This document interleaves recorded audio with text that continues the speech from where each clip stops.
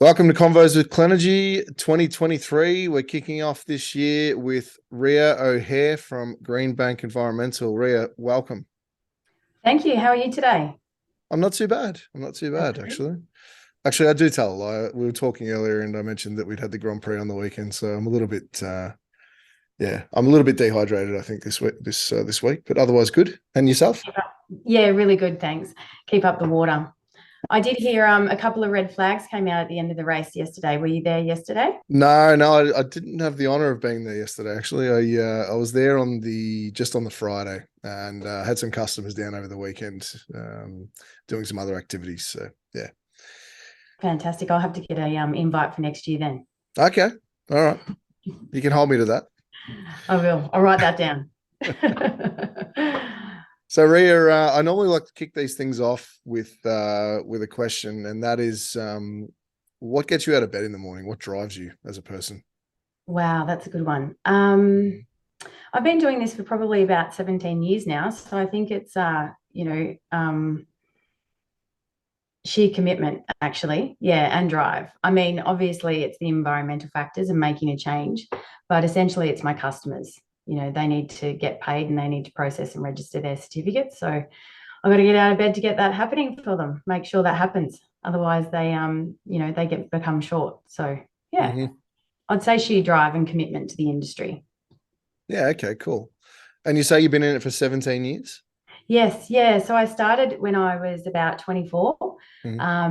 My mum started the business and then she said, would I like to quit my job and come in and start hiring people and start running the company? So I said yes, and here we are. Okay. Many government changes since then. It's Yeah, been no doubt. exactly the roller coaster. And what was your mum's background? Was she in renewables for a long time, or how did Yeah, that? she worked for a PV company. So she was Okay. in an engineering, photovoltaics and inverter installation company, Power Solutions Australia. Okay. Yeah, And then started. So Greenbank Environmental started in 2003, I believe. Is that right? that's correct. Yeah, Okay, great. yeah. And you came in around that time? Around about 2005. Okay. Yeah, yeah. Yeah, So cool. she was just doing it part time in her office in Croydon, and then after seeing how much liquidity and how much opportunity there was in it, she could actually afford for me to quit my job and come in and help her run it. She's That's been great. retired now for about 5 years, so it's Okay. been a it's been a great journey for her. Yeah, I can imagine. It's similar to my story, actually. My father, with his business partner, our current CEO, Daniel Hong, they started the company it was 2007, a little bit later. I came on a board a few years after, and he retired about 5 or 6 years ago as well. So how do you feel, how do you find, or how did you find working with family? Is I it, thought it was amazing. yeah. Fiona always brought so much to the table. She's very political driven, Mhm. smart. She was a mentor, or still is a mentor of mine. So when she decided to retire, it was interesting. But I was definitely ready to take on the role of CEO. Yeah. And does Fiona miss it? Yeah, I think so. Yeah, she gets a phone call every now and again. Nice. She still works in the background, which is great. Okay, cool. And so can you tell myself and the viewers a bit about Greenbank Environmental? Sure. So we are an environmental trading business. We process and register STCs, VEEPs, and ESCIs. We also trade ACCUs and LGCs as well. So we're across all the five different spaces. Okay. And so when you say you trade, is it like an exchange where somebody can sell or buy the certificates on the exchange, or is it something different to that? Yeah, no, it's exactly like that. So Okay. we process and register. So essentially, the homeowner assigns us the right to create the certificates. Hmm. The installer provides a point of sale discount. And then we register those with the Clean Energy Regulator or the state based regulators. They become available to us after a 5 to 6 week period. Hmm. And then we give Origin, AGL, Rio Tinto a call and we say that we've got a parcel of, say, 5,000. And then we trade them to the people who have the liability. So the liable entities have the liability. Okay. And you mentioned a few different types of certificates there. So I'm familiar with STCs and LGCs. What were the other ones that you mentioned? VEETs So and VEETs are Victorian Energy Efficiency Certificates. They're in Victoria. So they're based on 1 tonne of carbon. So if you displace hot water heating, commercial lighting, so it's around the energy efficiency space. okay, Whereas solar is more of a generation certificate. sure. And there was a couple of other ones there as well, I think you mentioned. ESCUs are in New South Wales, Mm-hmm. and ACCUs are Australian carbon credit units. So they're Okay. for the carbon farming space, Right. and they're under the carbon abatement scheme, Okay. RFI, emission reduction scheme. And so carbon farming, is that literally, farming plants and pulling carbon out of the air, or is it, can you tell me a Well, bit it more can about be that? anything. So it can be farming. So it can be from piggeries, methane capture and destruction. It Okay. can be rejuvenation. It can be planting. It can be soil carbon. Transport, I believe, is part of the ERF. Yeah. Okay. And so it can either be, I guess it's just, yeah, there's many ways to capture carbon, I suppose. I'm quite interested in it. I live between Melbourne and northern New South Wales, and up there, there's the property that I live on there. The owner has planted about 40,000 trees over the last 25 years, I suppose. Wow. And a lot of bamboo as well. And right next to my house up there, I've got a huge bamboo that just, I go out there one day and there's a brand new shoot that's come up, and then a couple of days later, it's like, a meter or two in the air.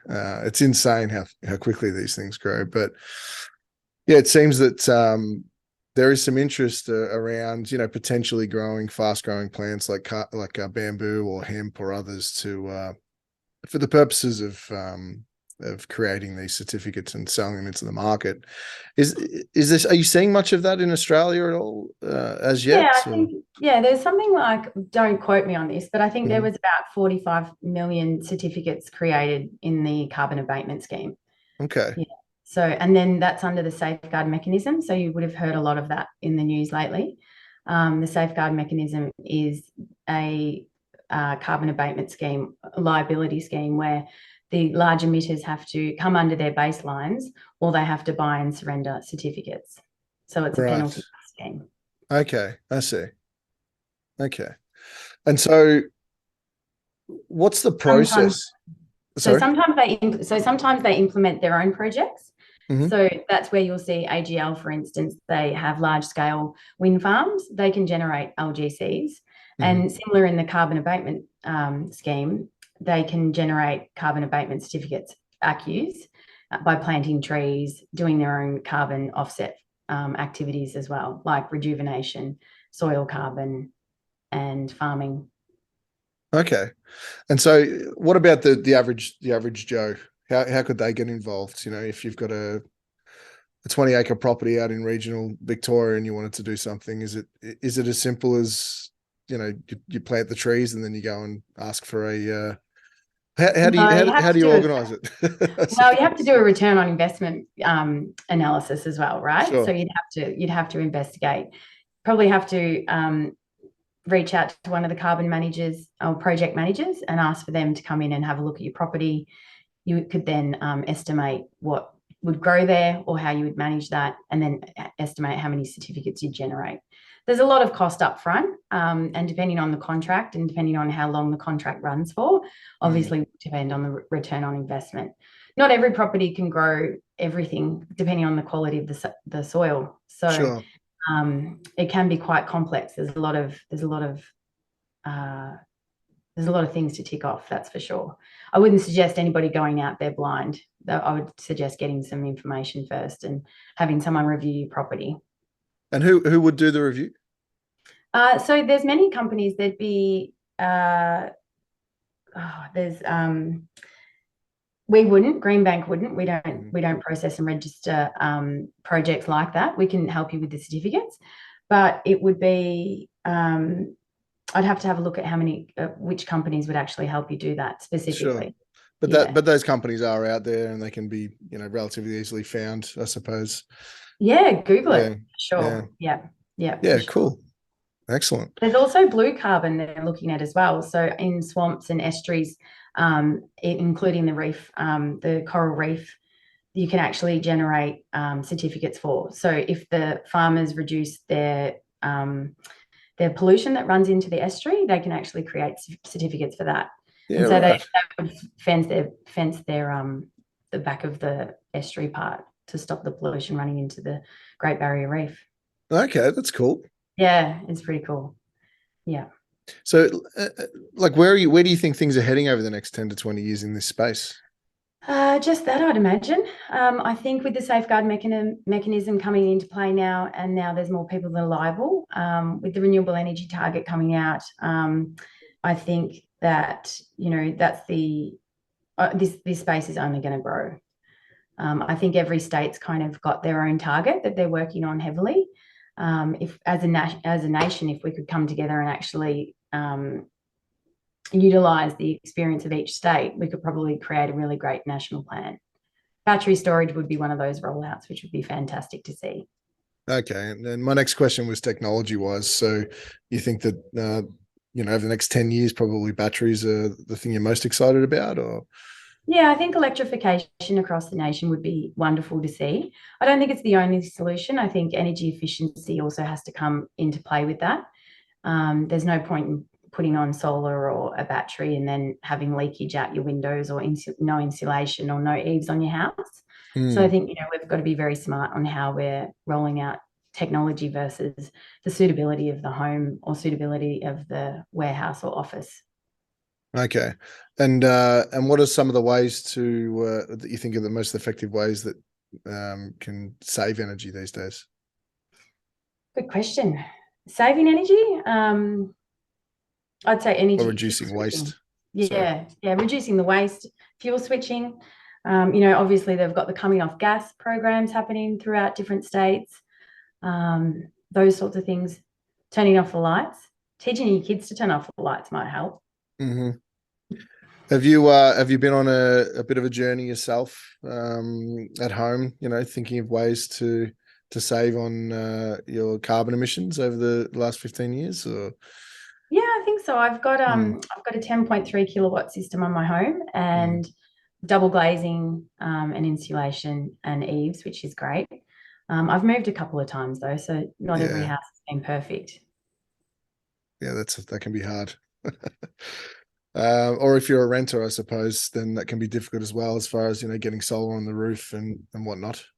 Yeah, I think the renters are very, very unfortunate that we can't seem to find a better solution for them. Yeah. So apartment buildings. Mm. Why do you think that is? Any ideas? It's the cost benefit and who's paying for it. So it all comes back to money, doesn't it? And who's making the money, and also the warranty repairs and the maintenance costs. Yeah, I guess it becomes a shared expense, and then the more people you bring in, the more opportunity there is for conflict in these matters too, I suppose. So Yeah, exactly. Yeah. And I'm keen to get your thoughts on the sentiment in Australia at the moment with regards to climate change, those types of things. Do you feel that there is still a strong push towards trying to fix this problem, or do you think things have changed over the years at all? Or? I think since COP26, people are more aware of it. I think different generations have different appetites for climate change. I think it's definitely on the agenda and on everybody's mind, but so is the cost of living. So I think it's going to be very difficult to see, what's going to be a priority and whether or not there's any subsidies or whether or not they expand the renewable energy target to actually help become more energy efficient and possibly even electrify their homes. Okay. What about you? What's your opinion? What do you think? I interview smart people like you, so I don't have to think about that actually. But yeah, no, look, it's come to mind for me recently because I think prior to COVID, prior to the conflict in Ukraine, and also it seems like like you mentioned, cost of living now is on a lot of people's minds, and it doesn't seem to be getting much relief at this stage. And so I do ask myself the question from time to time, how does this pan out for the renewable space? Is it a good thing? Is it a negative thing? Will people decide that they would want to go solar more, knowing that times are getting tougher and potentially costs are getting higher, or would they become more insular and just want to save that money for a rainy day? It's a question that I ponder, and I'm not really sure. And I think at this point, which is 3rd of April, 2023, the year it's been an interesting start to the year for many companies. I'm hearing a lot of solar retailers are very bullish on solar this year based on what's happening, and others are quite bearish based on the feedback they're getting. Yeah, it's really hard to work out. I'm not sure. What do you Yeah, it's a what's your conundrum. feeling in general? I think I agree with you. I think Mm. it's something that we'll just have to let the industry decide, and let the, homeowners decide, because I think electricity prices are going to continue to rise. So likely installing solar will be easy. Whether or not the batteries are going to have, return on investment for them or for people, we'll have to see. I have to see what new technologies come out as well over the next 6 to 12 months. If there's any new stuff happening out there that's more affordable, and whether or not they consider a subsidy towards the battery storage play, or continue to build the RET, which will come down to government leadership, whether or not the government's going to lead into that. I was in Parliament last week in Canberra. That was a fantastic electrification of Parliament. It was called through the Smart Energy Council. Okay. It was buzzing, literally. It was a great event, a couple of days. But I think there's a lot of work. We've got the budget happening in May, so it'd be good to see something coming out before May the 3rd anyway, when we do the Smart Energy Council Expo. Can you unpack that a little bit more for me? Like, so you're in Parliament with Smart Energy Council, and I believe you sit on that council. Yes. Yeah. So I'm a board member of the Smart Energy Council, and we're running a whole ream of meeting with Parliament people, meeting with ministers, meeting with government advisors, just to make sure that our message is clear. And that's one that, to keep the subsidies happening, to look at low-income earners, look at the apartment buildings, look at transportation, look at the battery storage, electrification. That's great. And they were Yeah. receptive? Yeah, they were. They were actually listening this year. It was a lot more positive than the last few years. So it was great. I think we had about 45 delegates there. And it was a really fantastic event. It was really well run, and lots of information. I mean, we can do it all different ways, and I think not one person has the answer. So it's great to bring the whole industry together. Some big players were there, so it was good to see. What was the main difference this year compared to the last few years, do you think, as far as the sentiment goes? I think the change in government, probably the biggest one. And, we're all getting a bit tired of not having a voice. So I think that the positive feedback was, being able to have a voice and be recognised for that. We are market leaders in this market, right? We've been doing it for a long time, including the solar installers, solar retailers, distributors, manufacturers. We saw the CEC product registration and the accreditation come out. So, it'd be good to see a lot more people being able to provide assistance through that whole scheme and provide assistance to the solar retailers. And you mentioned the Smart Energy Expo coming up. Yeah, so we've got a new product releasing that on the 3rd and 4th of May. So come down to the stand and check it out. It'd be good to see everybody there. I'm looking forward to it. I'm not speaking. I think I'm chairing a couple of sessions, but I think that we're going to have a lot of people down up in Sydney, should I say? Yeah, Are you great. going? Yes, I'll be there. Yep, I'll be there for 3 or 4 days, I think. Yeah. No, I'm looking forward to it. We're exhibiting this year. It's our first time exhibiting for quite a while at the Smart Energy Expo, actually, and launching our new portable power stations and battery products as alongside Fantastic. our mounting systems and our runner cable tray. So yeah, it's pretty exciting. It's just a great opportunity for getting in front of the customers and establishing the closer ties and relationships with everybody. I think, there's really there's more. I'm finding more and more that there's less and less opportunity to do that Yeah. these days for some reason. So And yeah, we only get 2 events a year, or 2 key events at All Energy and Smart Energy Council Expo. yeah, exactly. And a lot of the other time, you just don't see people, especially from in further away places like Darwin or Perth. Most times I only get to see those people, at those events a lot of times. So Or at it's the Grand Prix. or at the Grand Prix. That's right. No, they're fantastic events. I miss, I think COVID changed a lot of things, but I'm seeing that things are returning. The person events and in-person events are returning, that's for sure. Mm. Yeah, COVID was interesting. From our end, it changed quite a few things. I'm in the office today, but I wasn't in the office for a couple of years there, being Victorian based and whatnot. And so now I think, I'm starting to see the staff coming back in, but we didn't really, penalize anyone for not wanting to come back in when the lockdown's finished. But I think it's definitely helped with,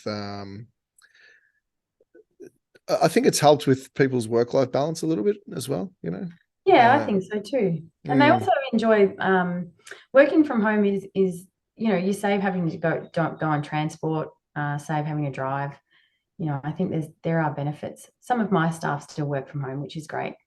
That's a massive benefit when you think about it. Like the drive in for a lot of people is easily an hour each way. That's 2 hours a day, which is, considering how busy we all are these days, that's a huge amount of time, So I think it helps for a lot of my staff.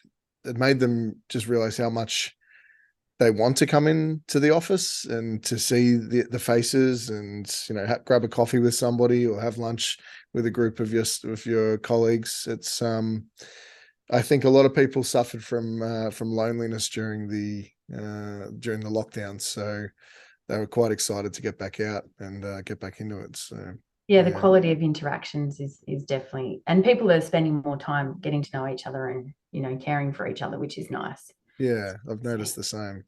Definitely. You've been holding up some cardboard banners of late. Yes. And I saw one. I think it was your 40th this year. I think that was a recent one that you did. Yes. Happy birthday for that. Thank you. Thank you. Oh, no, it was last year. Sorry. Yeah. It was, but I wasn't going to correct you. I've got mine coming up in a few months, so don't feel too bad. No, that's all right. That was 40 spins around the sun or something like that, wasn't it? Yeah, that's right. Yeah.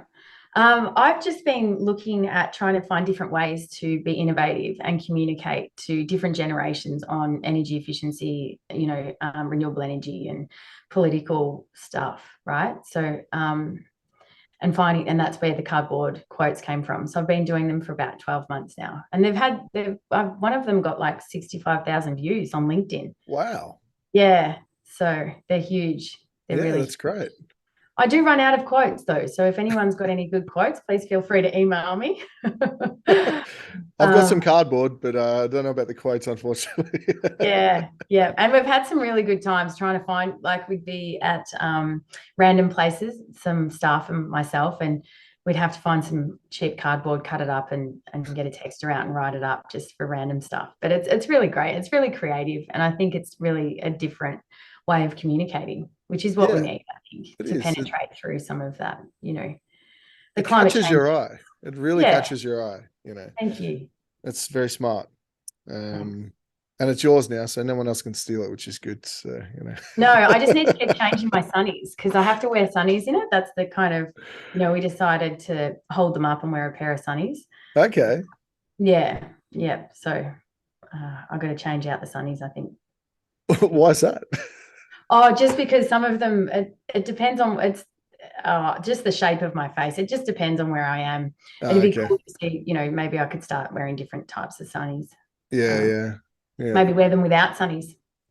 Well, depending on the sunnies, that you might even, affect different generations of people there too. You might get a bit more interest from the younger generation with I don't know, a cool pair of I don't know what I'm talking about. I don't know, some Kanye West sunglasses about 10 years true. ago. Maybe I could wear some Yeezys. Is it Yeezys? Is that I what think they're that's it, but I think that's probably 10 years ago now, to be honest. I don't know what's going on? Neither do I. What are your thoughts on that? You're a Gen Xer like me, I suppose. Yeah. And so, we got the When Gen Z and the millennials. Yeah. I'm not quite sure. I think that the generations are going to find it difficult. Like, even with the cost of living, they can't even afford a house, let alone an electric car. That's why, I think the offset market also has a big place to play, because then, they can still contribute. They can buy offsets, or they can help do project rollouts or something like that.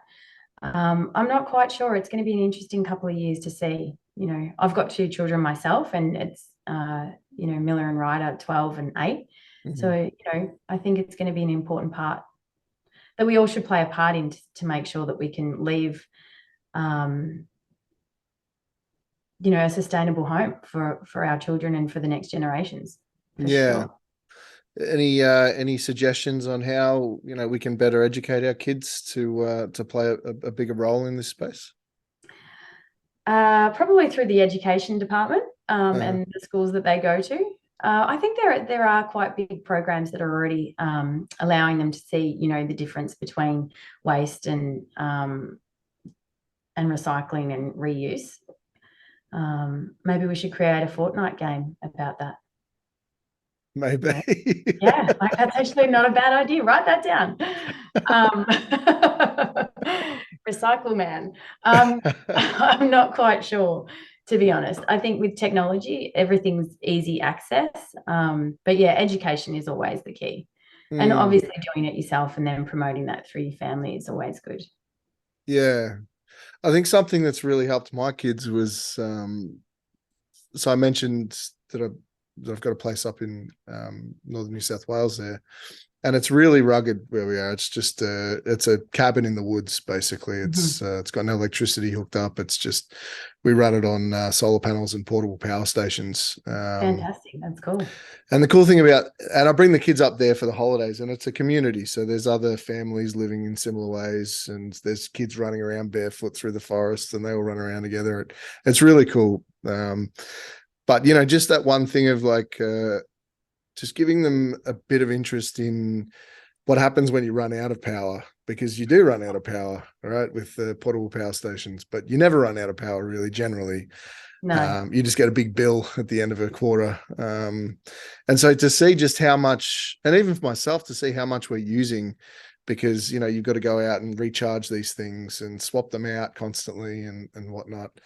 And the kids get involved in that. And it really, it has taught them a lot about making sure to turn those lights off, or, just to sustain that energy, simply for the fact that you've got to go and get more, and there's, manual labor involved in that scenario to do so. You got to carry those batteries and stuff. So I think that's been really cool. And then the other thing that I've tried to do is really just get them into just growing food, I think. And get them into even in the garden, just teaching them about where things come from, that everything doesn't just come from a switch on the wall and a supermarket shelf, that, at some point somebody's had to generate this energy, and everything is energy effectively, whether it's food or, electricity or whatever. There's work that needs to be done to create all of that. So I think that's a great way, getting them back to nature, making sure that they understand that milk comes from cows, not from coals. True. Definitely. That's a good. We have a farm as well. We go to the farm quite often, and Fiona, Yes. that's where Fiona rides. So that's 1,600 acres in Gippsland. Oh, nice. Yeah. So again, getting them out there, starting, chopping wood, conserving energy. Mm, We're off grid as well. yeah. So I think it's really important for that to get children back into that. Oh, definitely. I mean, just anything other than the iPad, I think is Mhm. really probably the outcome. Yes. Um, yeah, just so it's an interesting point because we use a little bit of wood for our energy as well to cook sometimes and whatnot because it's there and it's available. But I think I heard a statistic the other day that said that as a species we use, or humans in general use more timber for energy production now than they did 100 years ago. Oh, wow. Really? Apparently. Mm. And I guess the point was what they were trying to make was that we don't seem to be reducing our energy usage as we go, really. We seem to be growing and needing more and more, And I think that's an interesting thought and something that we need to kind of think about is where do we go from here? I mean, do you think that we're going to reach our renewable or our carbon capture targets with the technologies we have now, or do you think there needs to be more development in that space in order to do that? I think if we could get rid of the red tape or, some of the green tape, we Mm-hmm. could. I think we're going to need a lot of manpower and a lot of fuel to be able to do it for sure. Is it possible? Yeah, I think so. I think, let's work towards the next 5 years and then the next 10 Mm-hmm. and the next 20 and have short-term goals, but a long-term view, Mm, 100%. Yeah. Um, I think, again, it's going to come down to the policymakers and government and ensuring that we have a coherent message, but also a coherent plan. Each state's going to be different, but even wind turbines off Gippsland in the water would be amazing, right? mm, Uh, waste to energy plants, more waste to energy plants, those sorts of things. Recycling, even recycling of PV panels. mm, Uh, getting that kind of off the ground and actually functional.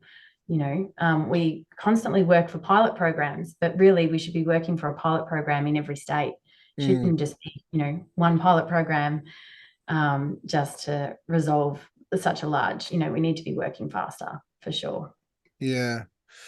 I guess that's why it's key, what you were doing in Parliament the other day, Mm. trying to push the message and influence them as much as possible to keep the ball rolling on all of this because we don't have a lot of time. No, So not at all. Where are we up to now? 2023. Yeah. So we don't have a mm. lot of time to even And you know what settle. it's like. You blink and it's 3 or 4 more years have gone Yes. before you know it. So Yeah. Yeah. yeah, Yeah. it's definitely a hard problem, but I think if we really work at it and we do it smart, and I agree. I think I think task ownership is important, and yeah, red tape can, I think, cause a lot of problems. People and organizations probably, especially within politics, feeling like they need to be involved. Mm. Whereas it's kind of if most would step aside and just move out the way, then probably a lot of these things would happen a lot quicker. Yeah, exactly. Even with the large scale projects, solar projects, even getting grid connection can take, years sometimes mm, in some areas, right? So having that red tape removed or at least minimized or fast tracked might actually help. And I see that most government departments need more resources because we can talk about a plan and we can have a pilot program or we can roll out a longer renewable energy target, but at the same time, we're going to need the workforce to be able to do that. So it's mm, going to come back down to education as well, mm. um, and having the workforce to be able to deploy it and deliver it efficiently. The Yeah, skills. it makes sense to me. Excellent. I'm glad it does for someone. So thanks again, Ria. It's been a real pleasure having you on the show. Once again, this is the first Convos with Clenergy for the year 2023. So if the viewers can be sure to like and subscribe and watch out for more. Yeah, Ria, thank you. Thank you so much, guys. Enjoy your day. Cheers.